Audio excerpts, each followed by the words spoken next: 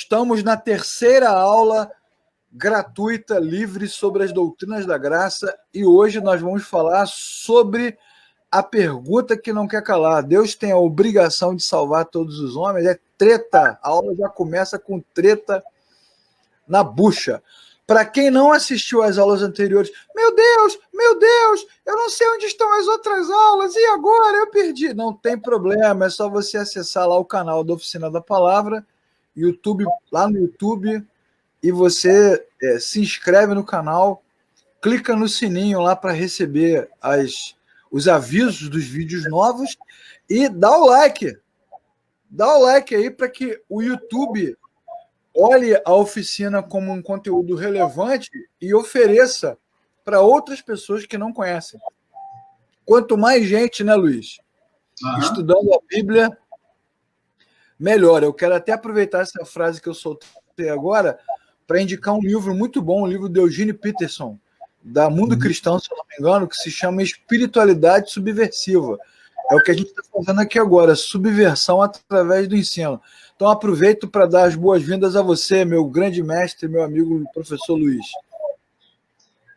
Bom, mais uma vez, bom dia, é um prazer estar com você, Leclerc, um prazer estar aqui com os irmãos. Davi está entrando aí agora, eu já vi que o Tomás Otero também, irmão querido, amigo de longa data, desde terra infância, lá em Itaboraí. Ele hoje reside lá. Hoje ele reside lá em Itajaí, tem um curso de inglês, Thomas, que ele morou nos Estados Unidos por muito tempo, quer dizer, um irmão muito querido, uma família muito querida, essa família Otero. Legal.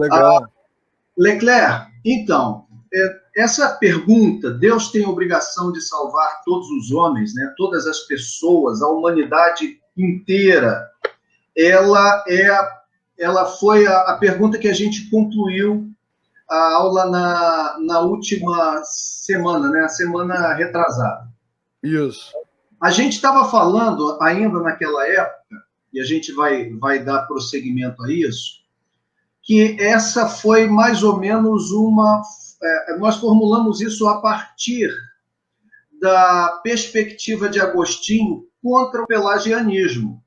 Pelagianismo, né? Pelágio dizia que o homem nasce essencialmente bom e é capaz de fazer o necessário para alcançar a salvação. Agostinho, entretanto, dizia que o homem está morto no pecado e salvação é totalmente pela livre graça de Deus, que é dada apenas àqueles que Deus elegeu, segundo as Escrituras nos dizem, os eleitos de Deus, escolhidos de Deus. E aí a pergunta o desdobramento disso foi a pergunta: Deus tem, porventura, a obrigação de salvar todos os homens? Né? Então, a questão é a seguinte: a gente precisa, para responder essa pergunta, voltar a alguns aspectos. Primeiro, por que Deus criou todas as coisas? Deus é o único ser eterno, ele sempre existiu, né? A sua existência sempre houve, é um ser atemporal, ele não teve dia de nascimento e vai ser imortal como nós, né? O ser humano torna-se imortal a partir do seu nascimento, por quê? Ou ele vai experimentar na eternidade a vida, ou vai experimentar na eternidade a morte. Então, nesse sentido, a partir do seu nascimento, né, da existência de determinada pessoa, ela vai passar uma eternidade agora num lugar ou no outro. Mas o ponto é que Deus não tem início. Deus existiu desde sempre e existe desde sempre. A pergunta, então, é: por que Deus teria criado todas as coisas, inclusive o homem? Deus criou as coisas porque tem alguma necessidade. Ele, na eternidade, se viu só, mesmo sendo esse Deus triuno, Pai, Filho e Espírito Santo. Houve algum condicionamento, algum fator externo que tivesse levado Deus a ter de tomar essa decisão? Então, a Bíblia nos dá conta de que não. Filosoficamente, também a gente precisa chegar à mesma conclusão. Se Deus é Deus, ser onisciente, onipotente, onipresente, ou seja, aquele que carrega todos os atributos do que seja uma divindade, obviamente esse Deus não está condicionado a coisa alguma. Logo, Deus criou todas as coisas, a Bíblia nos dá conta de que o motivo foi o beneplácito da sua vontade. Ou seja, a boa vontade de Deus. Deus achou que isso era bom. É o seu conselho próprio. E nessa criação, Deus cria o ser humano. Deus cria o homem e citando a Confissão de Fé de Westminster na sua pergunta de número 1, né, qual a finalidade ou o fim último e supremo do ser humano, do homem? A resposta é: o fim último e supremo do homem é glorificar a Deus e gozá-lo para todo sempre. Ou seja, Deus criou o homem para a sua própria glória. Uma vez criando, esse homem decai da posição que havia sido criada por Deus, em que havia sido criado por Deus. Ou seja, ele está numa espécie de positividade moral e numa neutralidade e numa negatividade com relação ao pecado. Deus cria esse homem com a possibilidade de fazer escolha e de pecar, mas não o cria com pecado. Se Adão tivesse feito uma escolha correta, nós não estaríamos aqui fazendo essa live nesse momento. É verdade. E aí vai cair naquele assunto, né, que é a treta número 2, livre-arbítrio e livre-agência, Luiz. Nós vamos chegar lá. Mas isso depois, aí, agora não. Isso é igual a linha de pipa quando embola. Meu amigo, eu soltei muita cafifa em Itaboraí quando garoto. Aquilo quando embolava e você começa a desembolar do lado, você está apertando. Embolou na lata de óleo, lá você corta. Um abraço. E botava aqueles nozinhos, chamava de cabritinho, né? Ficava aqueles dois na linha, né? Assim, é legal a gente falar desses assuntos, porque o grande problema da educação religiosa no Brasil é a falta de clareza, né? Existe uma diferença grande entre livre-arbítrio e a capacidade de escolha, porque Deus nunca tirou do homem a possibilidade das escolhas, né? Você pode observar, quem está assistindo a gente, que lá no Gênesis, logo depois da queda, depois que acontece a ruptura e o homem é expulso da presença de Deus, e aí nasce lá Caim e Abel, eu sempre fico na dúvida quem matou quem, se foi Caim que matou Abel ou Abel que matou Caim, mas a gente sabe que Caim ficou revoltado, e quando Deus o confronta, né, o confronto parte da premissa da escolha, né? Por que você está transtornado? O pecado bate à sua porta e cumpre a te dominar. Então ele tinha uma escolha. E essa capacidade humana de escolher não tem a ver com o livre-arbítrio, que tantas pessoas falam, né? Eu tenho livre-arbítrio. Não, você tem poder de escolha. Agora, o que isso significa? O Luiz vai explicar numa outra aula. É melhor você acompanhar. Exatamente. As pessoas confundem, a grosso modo, a expressão, a terminologia livre-arbítrio com a liberdade de escolha, como você bem disse, né? Então, utiliza nesse sentido como sendo a mesma coisa, mas o livre-arbítrio pressupõe outras liberdades que estão por trás, sobretudo a de ser o árbitro. Isso, autonomia. Isso. Né? O livre-arbítrio pressupõe autonomia. Exatamente. E só Deus é o ser totalmente autônomo. Ele escolhe a lei e ele escolhe a consequência. A gente não. A gente escolhe a decisão, mas não escolhe a consequência. Boa explicação. Olha que legal. Anota aí no seu caderninho, meu camarada. Para todos e para todos. Anota aí, ó. Repete aí, Luiz. Repete aí. Bom, o que eu disse agora é o seguinte, que Deus é o único ser realmente com livre-arbítrio, porque Deus é aquele que é capaz de escolher a lei, determinar a lei e estabelecer a consequência. O homem não. O homem é livre na sua escolha moral, ele tem liberdade de escolha, ele faz a escolha, mas ele não escolhe a consequência dos seus atos. Ele está preso à determinação que Deus estabeleceu. Foi o que aconteceu no Éden. Adão, o dia que você comer desta árvore, você vai morrer. E a serpente foi a primeira teóloga liberal da época, que disse, certamente não morrer. Foi bem assim que Deus disse, então a premissa do liberalismo teológico já estava ali naquela linguinha safada da serpente. E, pô, você não é mole não, cara. Você já deu duas explicações, já matou a diferença entre livre-arbítrio e escolha e já definiu bem a teologia liberal, que tem como fundamento desconstruir a palavra de Deus sempre, né? Exatamente. Bom, então a gente volta. Deus, então, criando o homem nesse estado moral positivo, né? Ele está isento de pecado, porém com a possibilidade do pecado em função da sua liberdade de escolha, e talvez se a gente falar de livre-arbítrio, Adão tenha sido o que mais chegou perto disso em termos de ser humano. Mesmo assim, ele ainda estava condicionado nas escolhas que Deus lhe havia proposto, né? Ele ainda não estava condicionado, entretanto, ao pecado, mas uma vez caindo, uma vez desobedecendo a Deus, ele decai daquela posição e ele se torna escravo do pecado. O homem agora, então, está morto. Como Paulo diz em Efésios, capítulo 2, morto nos seus delitos e pecados.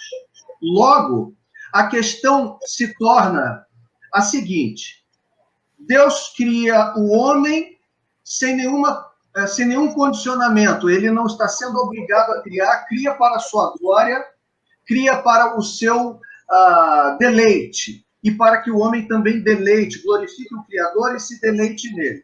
Uma vez o homem caindo da posição e sendo então julgado e condenado, Deus não tem obrigação de salvar absolutamente ninguém.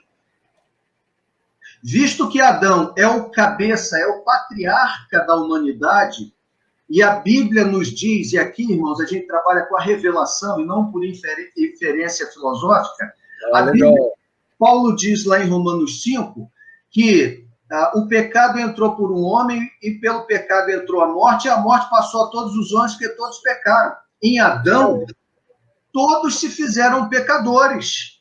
Isso. Logo, se o homem foi criado por Deus e ele decai dessa posição, Deus agora não tem mais obrigação de salvar absolutamente ninguém. Deus agora é livre para salvar exatamente quem ele quer. Ou seja, Deus não precisava criar o homem, criou. O homem caindo da graça, decaindo da graça, Deus não precisava salvar e resolveu salvar. E aí, e nesse resolveu salvar, ele tem obrigação de salvar todos? Ele não tem obrigação absolutamente nenhuma. Pois é, Luiz, eu queria aproveitar essa fala sua aí para dizer duas coisas, né? Primeiro que, assim, cada pessoa, cada cristão pode acreditar no que quiser.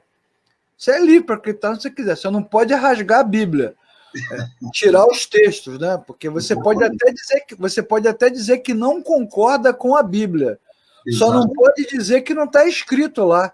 Que todos os pecados destituídos foram da glória de Deus, Romanos 3, 23, que o salário do pecado é a morte, Romanos 6, 23, e o texto de Romanos 5, né, que começa dizendo no versículo 1 que nós temos paz com Deus, mas que nem sempre foi assim, porque o pecado ultrapassou todos os limites. E aí, já que você falou de salvação para todos, né, tem uma doutrina que é ensinada que tem como objetivo propagar esse tipo de conteúdo, que é o que a gente chama de universalismo, né? Dizer que a morte na cruz resgatou todos os homens.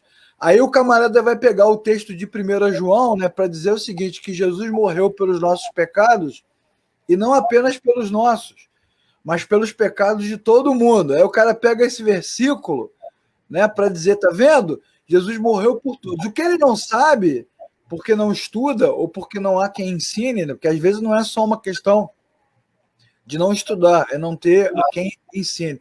O que ele não sabe é que quando a Bíblia usa esse argumento, é para mostrar que a pregação do evangelho não se resume à região da Palestina, né? Porque a Bíblia é cheia dessa dicotomia, né?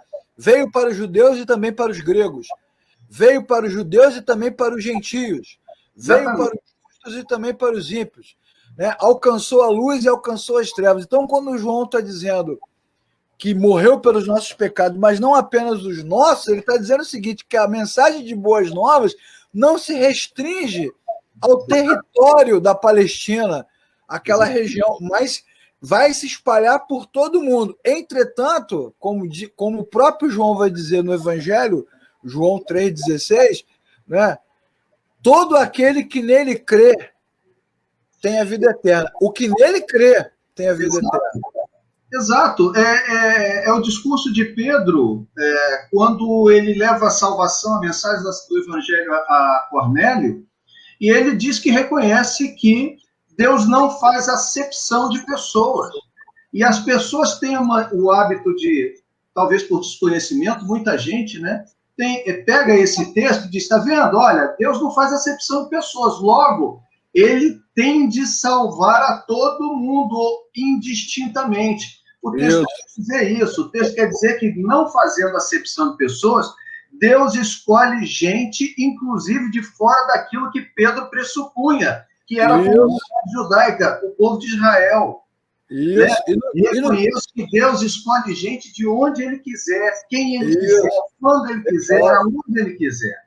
E no texto de Romanos, né, se eu não me engano, no capítulo 3 também, que também fala sobre não há acepção, não há acepção, vírgula, pois todos pecaram, destituídos foram da glória de Deus. Significa o seguinte, que não tem ninguém que está excluído desse problema. Exatamente. Está todo mundo dentro desse buraco. Então é uma questão de falta de leitura, é uma questão de falta de meditação nossa. A gente tem que fazer essa meia-culpa, né, Luiz? A gente medita pouco no texto, lê pouco, e também é uma falta de investimento no ensino para que os irmãos tenham essa compreensão.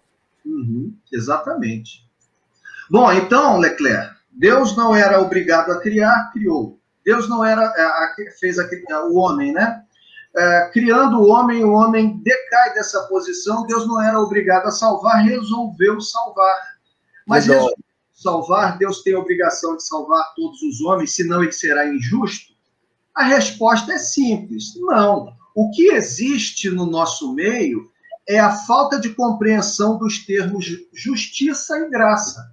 Isso. As pessoas acham que, se Deus não der oportunidade de salvação a todos, ele não é justo. Mas isso não tem a ver com justiça. Perceba aqui o seguinte, vou dar um exemplo.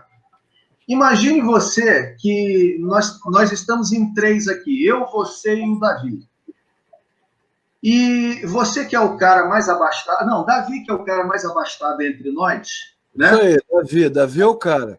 Davi é o cara. Então, ele chega e ele sabe que nós estamos passando por certo aperto financeiro e ele diz assim, olha, Leclerc e Luiz, eu sei que vocês estão passando por um aperto, eu vou dar R$100 para cada um de vocês. Então, ele dá R$100 ao Leclerc, ele dá R$100 para mim, e ele diz o seguinte, daqui a 15 dias vocês me pagam.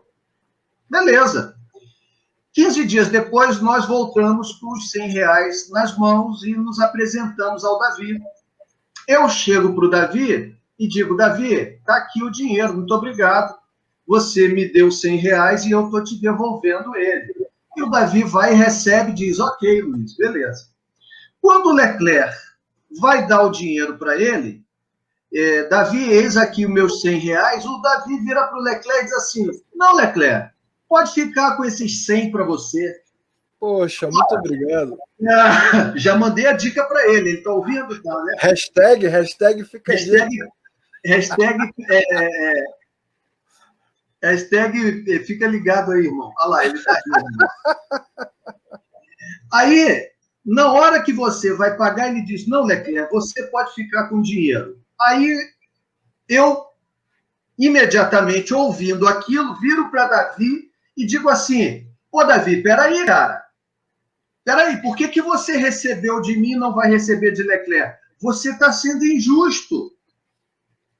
Aí, a questão que o Davi vira para mim e pergunta, peraí, Luiz, eu estou sendo injusto com você por quê? O dinheiro não é meu? A dívida não era sua? Pois bem, eu te emprestei o dinheiro e de você eu recebi. Ora, eu não te pedi mais do que aquilo que ficou combinado. Então, não estou sendo injusto com você. Pelo contrário, Com você eu estou sendo justo. Mas com Leclerc, eu não quero receber o dinheiro dele, eu quero dar para ele, eu quero deixar com ele. E aqui vai hashtag segunda dica. Eu vou até aumentar um pouquinho mais esse dinheiro, vou dar mais um pouquinho para ele. Davi, segura a visão, Davi. E aí, então, com Leclerc, eu quero ser gracioso. Isso, muito legal, cara. O dinheiro não é meu, não posso, porventura, eu fazer o que quiser com o meu dinheiro. Duas parábolas, né, Luiz? Exatamente. A parábola do filho pródigo.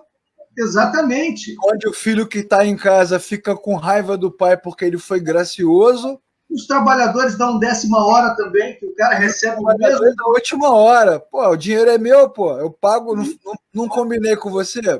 Combinado não sai caro. Exatamente, eu não estou sendo injusto. Então, o que a Bíblia diz? A Bíblia diz que, no início, Deus falou para Adão, não coma do fruto da árvore, o dia que comer vai morrer. Adão, cabeça da humanidade, em Adão todos se tornam pecadores, logo toda a humanidade, por justiça, merece a perdição.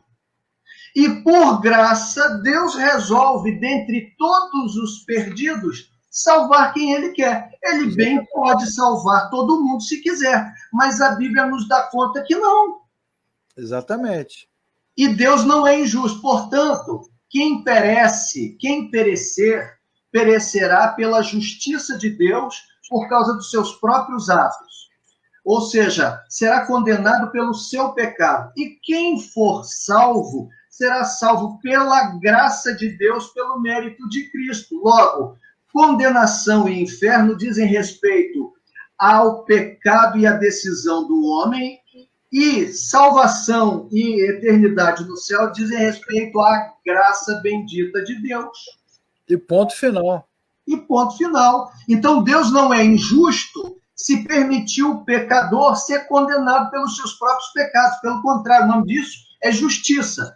E Deus é gracioso, salvando alguns pecadores, lhe dando uma justiça que eles não merecem. É a graça, é o favor merecido. Luiz, esse assunto, não sei nem se você vai conseguir avançar hoje, porque esse assunto... Não vou. Vamos falar por aqui. Porque, na verdade, o que acontece, cara? Uma das coisas que prejudica os irmãos em todas as denominações, em todas as comunidades, é exatamente esse ensino que se faz hoje, moralista e meritório. Então, todo mundo fica com isso na cabeça. Eu preciso me consertar e preciso cumprir as metas. Eu preciso me consertar e eu preciso cumprir as metas. Então, como isso é ensinado, quando Deus toma uma decisão que não condiz com aquilo que eu esperava, então ele se torna injusto, uma vez que foi dessa forma que eu aprendi. Isso acontece não é só com a gente, não, isso acontece em toda a história da humanidade. Aconteceu entre Miriam e Moisés. Por que só você lidera? E a resposta de Deus é porque a decisão é minha. Exatamente. Não tem a ver com merecer ou não merecer, tem a ver com a decisão de Deus. É isso aí. Amei Jacó, odiei Esaú. Amei um, odiei outro. Não tem a ver com merecer ou não merecer. Não é quem quer nem quem corre, mas Deus se compadecer. Pois é. Compadece quem quer. Isso é um problema, né, cara? Daí também a resistência à teologia reformada, porque ela é expositiva, ela é histórica. Ela não é especulativa. Ela não é especulativa, ela é submissa às escrituras, ela é gramatical, ela está contextualizada no sistema bíblico e ela bate de frente com esse modelo que a gente tem, moralista, meritório, né? Praticamente quase que um sistema de marketing, de venda, né? Bater meta para subir de posto e receber. Isso, né? Em alguma medida, isso é o semipelagianismo que ainda existe nessa mentalidade católica romana. É verdade. O indivíduo se converte, mas ele tem ainda uma cosmovisão que precisa ser transformada. Então, ele às vezes recebe nova vida de Deus, mas a forma de ver e pensar teologicamente ainda é influenciada pelo paganismo, pelo catolicismo, por kardecismo, que é a ideia kármica, a ideia de justiça. Se eu fiz, eu tenho que pagar. Então, você... Entendeu? Eu que a gente tem ainda esse gap, essa grande diferença aí essa grande distância entre o indivíduo ser salvo e mesmo assim ainda carregar alguns elementos desses que não tem nada a ver com a cosmovisão bíblica. Maniqueísmo, quantos crentes aí num dualismo entre forças do bem e do mal, achando que o mal tem a capacidade de lutar contra o bem e o diabo é um adversário em pé de igualdade com Jesus.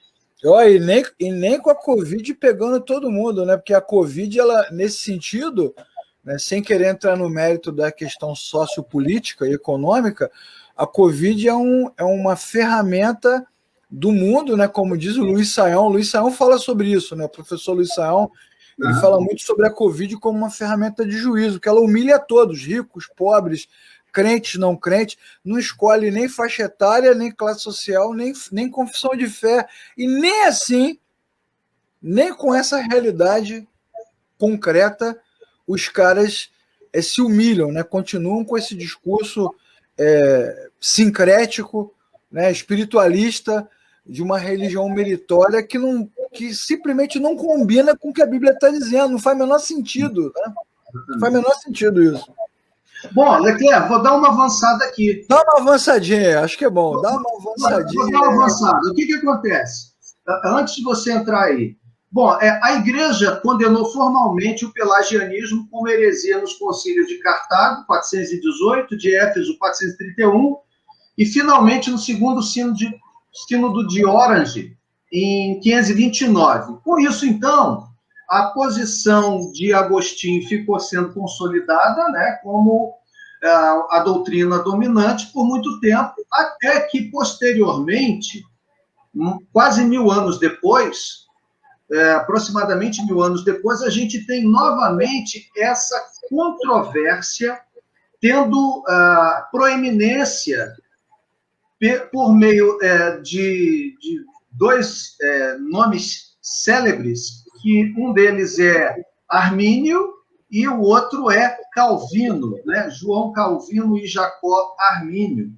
Esses, então, vão novamente, nas suas ponderações teológicas, trazer à baila essa discussão, né? Na verdade, o arminianismo, nós vamos ver, ele surge a partir de um documento chamado Remonstrância, posteriormente a gente vai falar sobre isso, que é uma espécie de reclamação, de protesto contra os principais pontos das doutrinas da graça estabelecidos por Calvino. Mas Calvino não tem só a sua expressão nesse aspecto desses 5 pontos, chamados 5 pontos do calvinismo. Ele foi importantíssimo para a reforma por várias razões. Então, você pode citar, pode avançar aí para a gente. Por exemplo, a primeira razão, uma das razões, melhor dizendo, em que Calvino foi importantíssimo para a reforma protestante, você vai avançar aí, pela ênfase que Calvino deu à autoridade e primazia das Escrituras. Né? Legal. Ou seja, o arminianismo tem como base, esse documento também, a Remonstrância, tem como base também especulações filosóficas, enquanto Calvino era extremamente preso à revelação e à autoridade das Escrituras. Então, para Calvino, a Escritura é que tinha autoridade máxima sobre todo e qualquer assunto que versava. Logo, o pressuposto é a inerrância e a inspiração total, absoluta, verbal e plenária das Escrituras. E essa foi uma das grandes contribuições que Calvino também trouxe para a consolidação da reforma protestante. E esse é o ponto número 1 da fé cristã, né, Luiz? A confiança total e restrita nas Escrituras, né?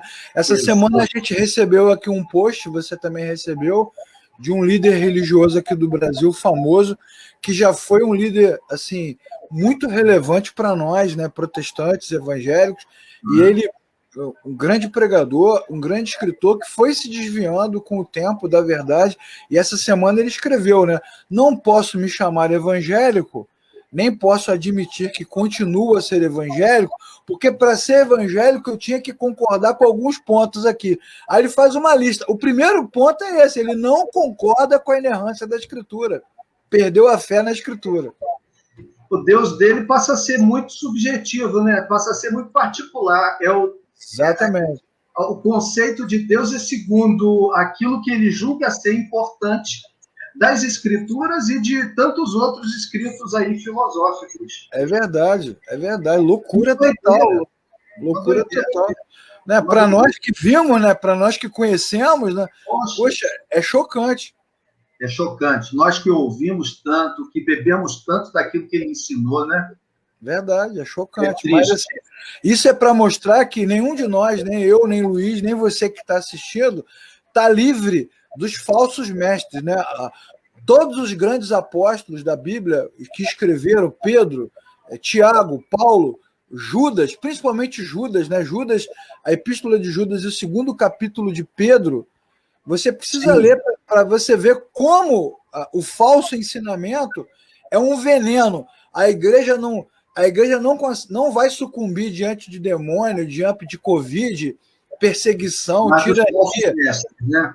Vai sucumbir diante da mentira, do falso ensinamento. A segunda de Pedro que você citou. Exatamente, absurdo, né, cara? E os irmãos não percebem como isso é um veneno que vai se entranhando, vai entrando, né? Vai minando aos poucos a comunidade. É verdade.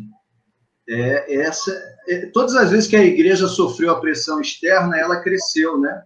A gente fica com medo, às vezes, da pressão do Estado, mas a igreja cresceu na China, debaixo da cortina de bambu, a igreja cresceu na cortina de ferro, a igreja cresceu em Atos dos Apóstolos com a perseguição do Estado romano, no período do Apocalipse, depois no meado do 1º século, com perseguições também de vários imperadores romanos, mas ela sucumbe quando a ameaça ela entra e se infiltra no seio da igreja, retirando a sua força e o seu poder, né? Você não vê lá Balaão, cara? Balaão solta fogo pela mão, magia, né? Invoca Saruman, né? Invoca.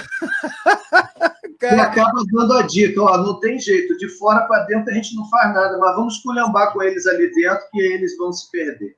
Pronto, acabou Israel detonado de dentro para fora, é verdade.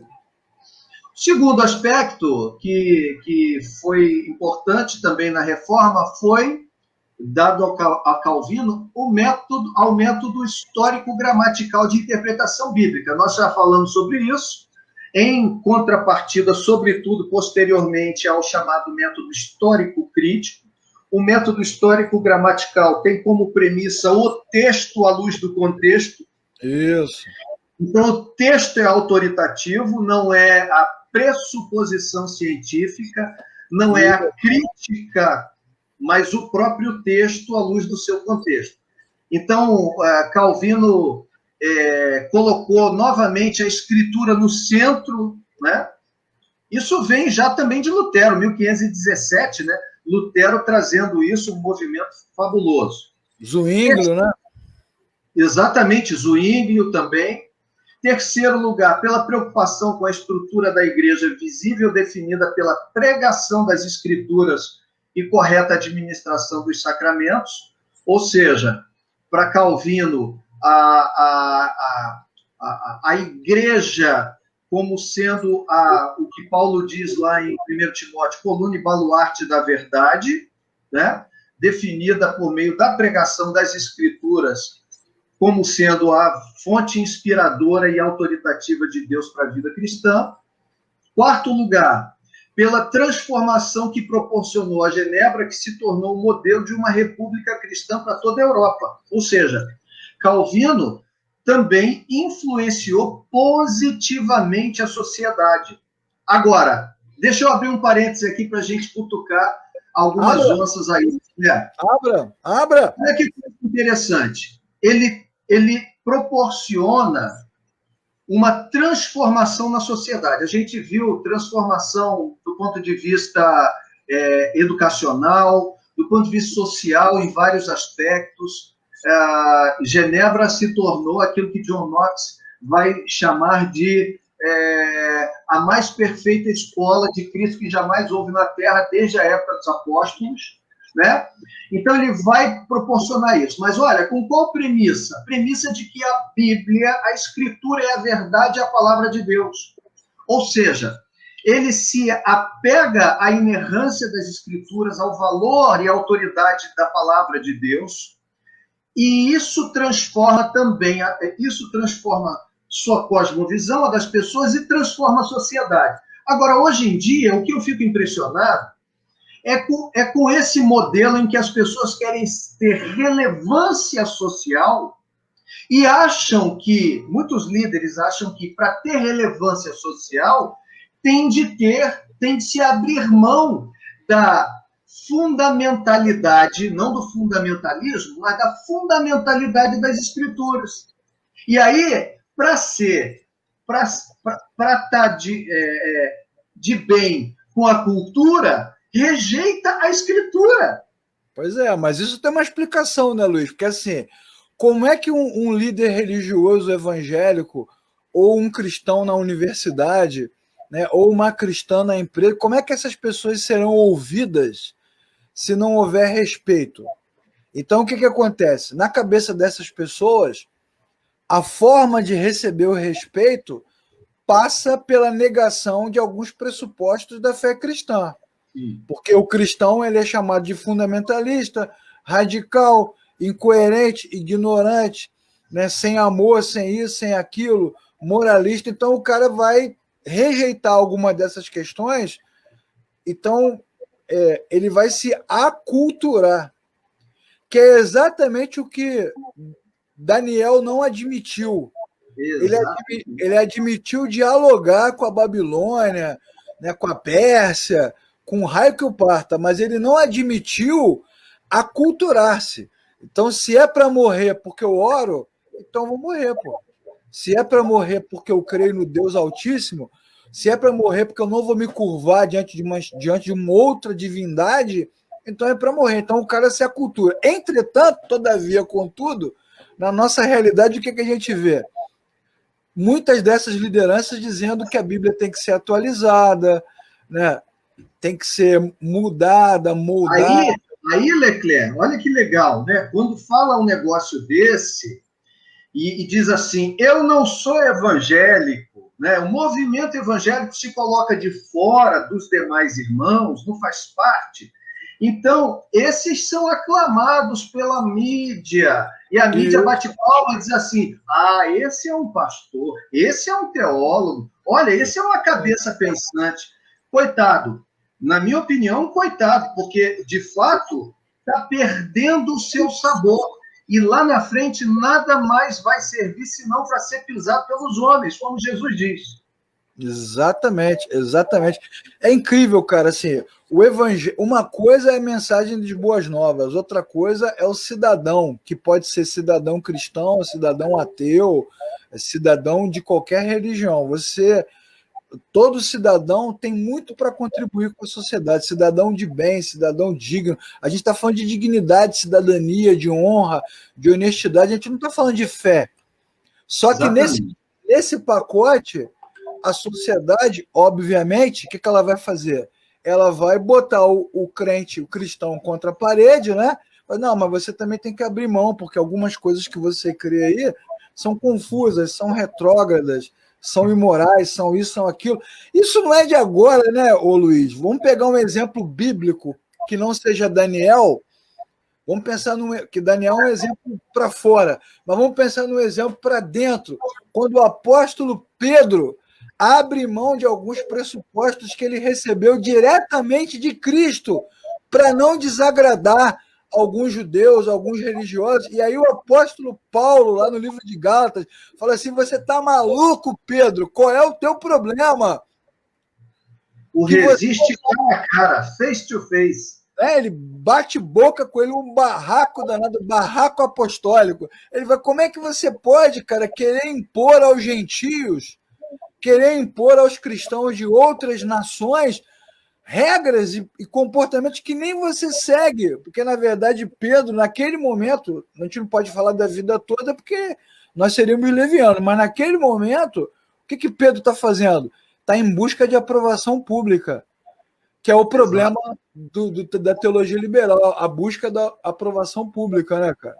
Exatamente. Foi o tempo em que o padrão de sucesso para um pastor ou teólogo evangélico era o tamanho da igreja, né? O cara dizia: minha igreja é maior, então eu sou. Agora não. Agora, se ele é mais midiático, se ele sai na coluna do Globo, se ele sai na coluna de outro jornal, se ele participa do programa da Bial, se ele vai a não sei aonde.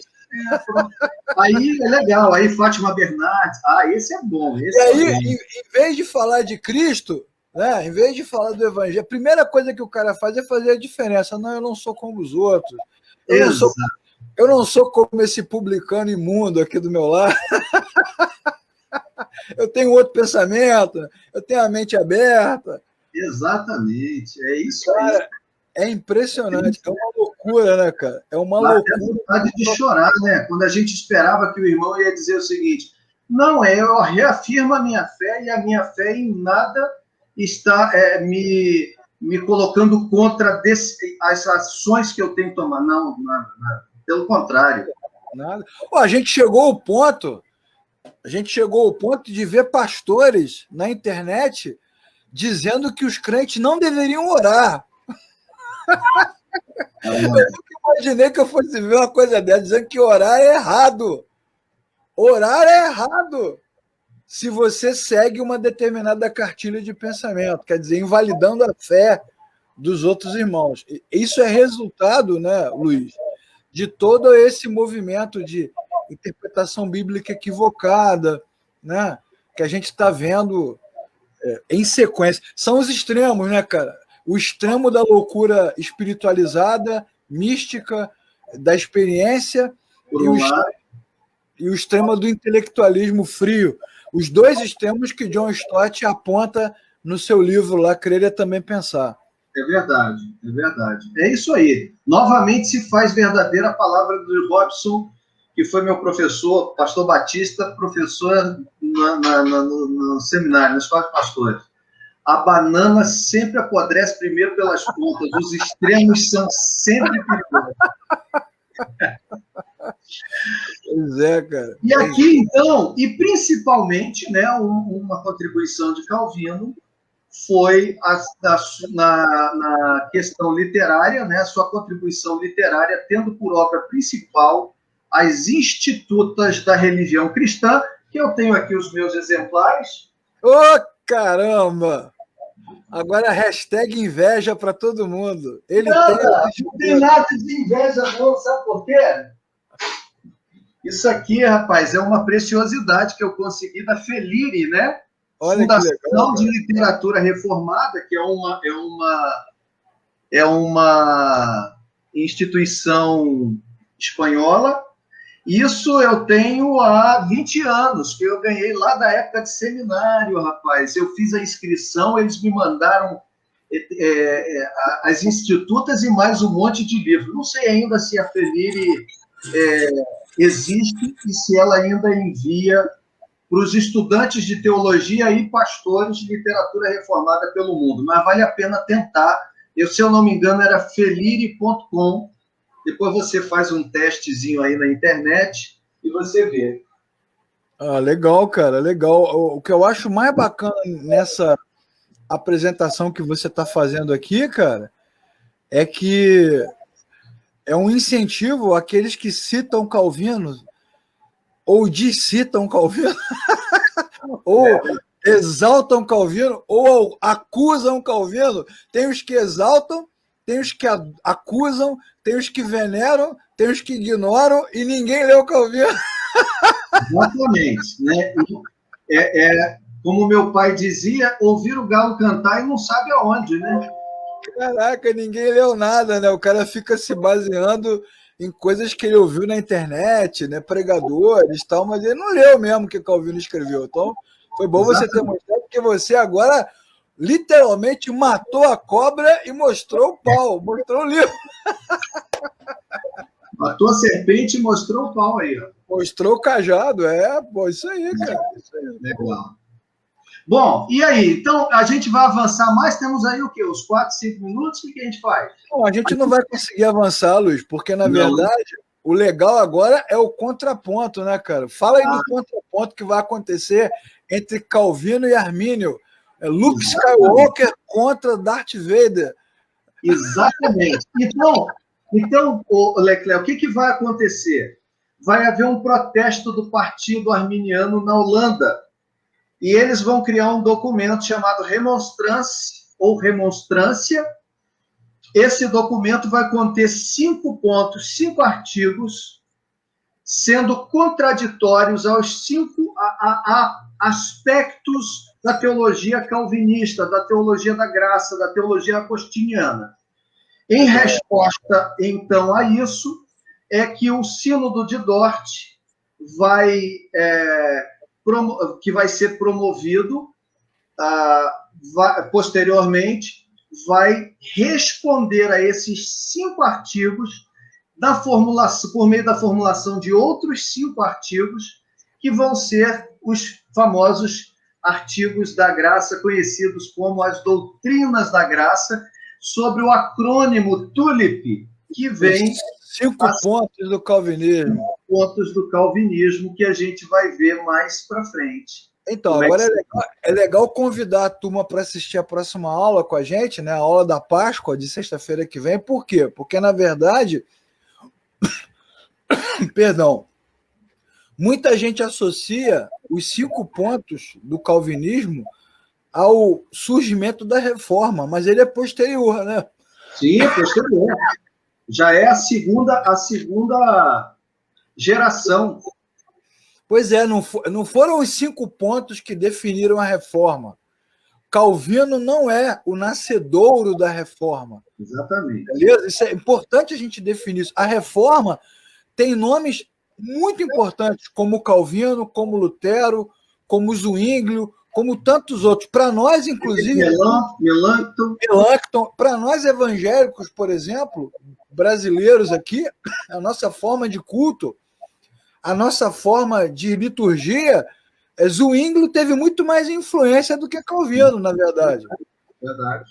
Então, é importante que os irmãos agora, ao estudar, entendam que os famosos 5 pontos do calvinismo vêm depois do movimento reformado, já é a segunda geração do movimento reformado. E aí, sexta-feira que vem, tem treta, né, Luiz? Porque ou você vai estar de um lado ou vai estar do outro.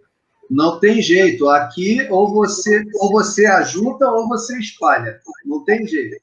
Então, quero que...